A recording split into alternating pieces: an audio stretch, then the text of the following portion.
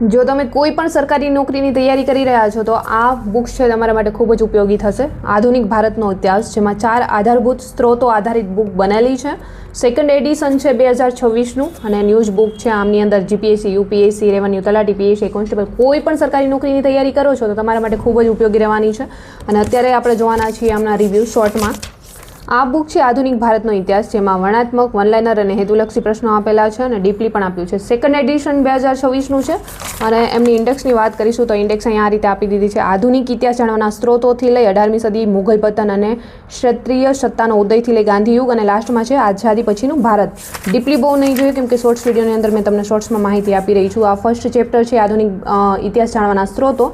અહીંયા બહુ સરસ રીતે લખાણ આપેલું છે જેથી કરીને વાંચવામાં બોરિંગ નહીં થવાય અને કોષ્ટક દ્વારા બી દર્શાવેલું છે, નાના નાના ચિત્રો દ્વારા બી, અને લાસ્ટમાં આપેલા છે વન લાઇનર. અને વન લાઇનર પૂરા થતાની સાથે અગાઉ પરીક્ષામાં પૂછાયેલા પ્રશ્નો અને મહાવરા માટેના પ્રશ્નો.